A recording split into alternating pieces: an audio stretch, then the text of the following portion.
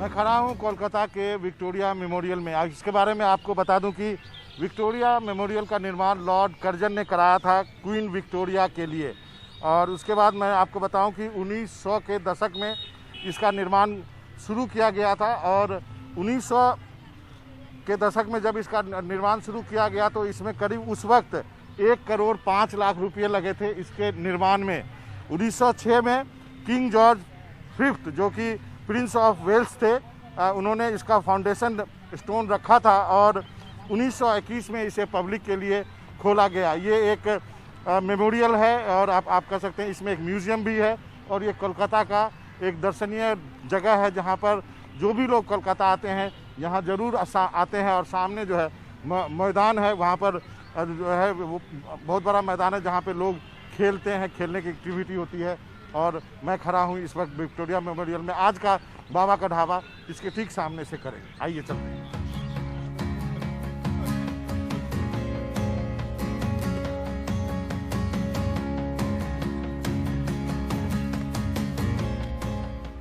कितना साल से ये दुकान है? ये हाँ 40-45 साल से। 40-45 साल से यहीं पे? और आप ही चला रहे हैं तब से? हाँ हैं? ऐसे लेबर वो रहता है। अच्छा, तो यहाँ पे आजकल टूरिस्ट कम है ना? ज़्यादा? बहुत कम।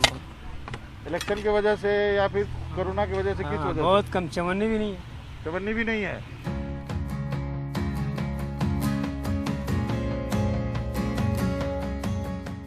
आप बताइए, जो चुनाव हो रहे हैं इस बार पश्चिम बंगाल में, मुद्दे क्या हैं? क्या आपको लगता है इश्यूज पे चुनाव हो रहे हैं या किस तरह चुनाव हो रहे हैं? आपने पहले भी चुनाव देखे होंगे।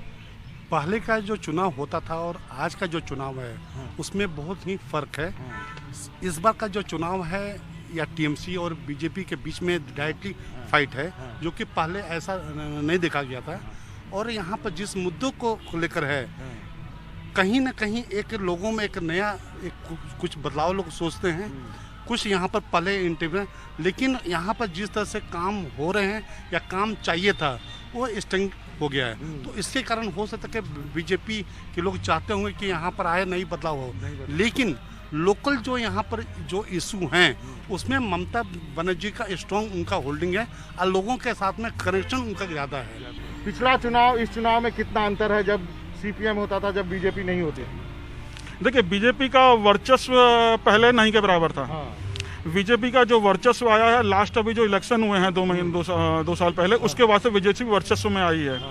यहाँ पर शुरू में सीपीएम और कांग्रेस का था, जो बाद में झगड़ा सीपीएम एंड टीएमसी हो गया था। और अगर अभी यथार्थ की करंट की बात करें तो गर्मी भी बहुत पड़ रही है, इलेक्ट्रिकल माहौल भी बहुत गर्म है। जो अच्छा रसोइया होगा वो पकी रोटी सेकेगा। क्या पते की बात आपने कही है। आप मुझे बताइए, मुद्दों की बात हो रही है क्या? नौकरी की, बेरोजगार की या धंधे की, सब की बात हो रही है क्या? ये तो है ही सर जी। यहाँ पर जिस हिसाब से बेरोजगारी बहुत ज़्यादा है, क्योंकि इधर में कई एरिया ऐसे हैं जहाँ पर के नई जनरेशन टोटली शिफ्ट हो चुकी है इधर से।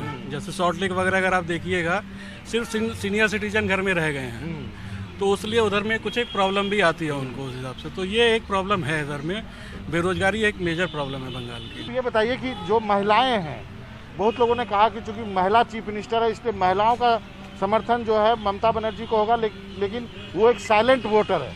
इसमें कोई संदेह नहीं है कि आपने देखा होगा कि बंगाल जो है, यहाँ की जो संस्कृति है बिल्कुल ही अलग होती है। और यहाँ की जो महिलाएं जो है ना, वो ममता बनर्जी को बहुत ही पसंद करती हैं। एक साइलेंट वोटर के ये से महिला जो यहाँ पर हैं वो बहुत उनके सॉलिड वोट है, क्योंकि उनको ये फील होता है कि ममता बनर्जी से हम किसी भी समय जाकर हम मिल सकते हैं, जो कि हमको मिलने में कहीं पर असुविधा हमको नहीं है। ये उनका मेन फैक्टर है।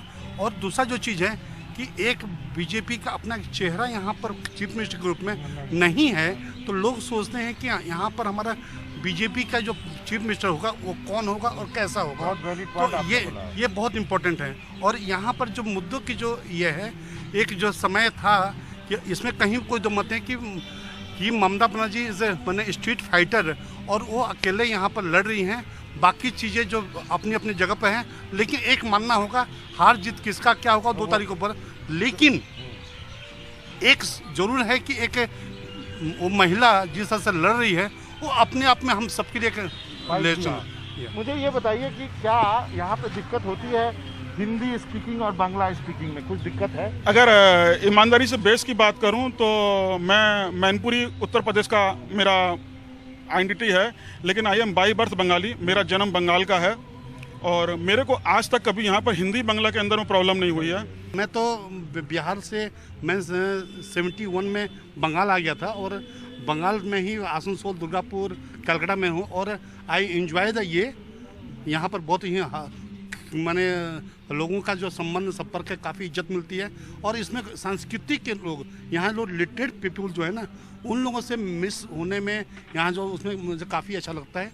खाली एक ही चीज़ है कि यहाँ पर जॉब को लेकर यहाँ कमी है, जो कि कमी है। इस जॉब को अगर ठीक हो तो सारा चीज़ यहाँ अच्छा है। सब पार्टियों से एक रिक्वेस्ट मेरी है कि आप लोग आइडियोलॉजी पर लड़ें, कोई पर्सनल किसी के साथ में लड़ाई झगड़ा न करें और तब वो शांति वो ज़्यादा अच्छी होगी और मुझे वो चीज़ मुझे बहुत अच्छा लगेगा। मुझे भाषा का स्तर बहुत गिरा है इस चुनाव में, जिस ढंग से कोई स्तर ही नहीं बचा है। हाँ। एकदम लो लेवल पर वो चला गया है। वो आप किसी भी पार्टी का आप देख लीजिए कि मैं ये नहीं बोलता कि टीएमसी कर रही है या बीजेपी कर रही है या कांग्रेस कर रही है, सबका लेवल अब की बार इलेक्शन में देखा गया है कि चलिए कांग्रेस से मुझे याद आया, कोई लेफ्ट का कोई रिवाइवल का चांस आप लोग देखते हैं? नहीं, हम लोग कोई चीज नहीं। यहाँ जो भी टक्कर है इन दोनों को बीच दो में ही टक्कर है। दो का ही टक्कर है, तीसरा कोई नहीं है रेस में, दो ही घोड़े दौड़ रहे हैं। आपको लगता है ये दोनों पार्टियां कुछ करेगी? दोनों में हाँ, क्या दोनों में टर्न्स ऊपर है, दोनों में टर्न्स आओ किसी में नहीं, दोनों में है। दीदी भी आज तक ठेका करके गई यहाँ से, हाँ। लेकिन इस बार देखिए क्या हो रहा है। इस बार एक टक्कर मिल रहा हाँ, है। टक्कर मिल रहा है। टक्कर मिल रहा है। अभी तक तो यहाँ अच्छे करके गई हूँ, हाँ, अच्छे करके गई हाँ, है। लेकिन इस बार लग रहा है कुछ गड़बड़। कुछ होगा दीदी का, दोनों टक्कर है। लेकिन दीदी का भी काम ठीक ठाक ही है, हाँ, तो बहुत अभी लोग हाँ, बोलता है। हाँ? अभी तक तो ठीक ठाक किया है।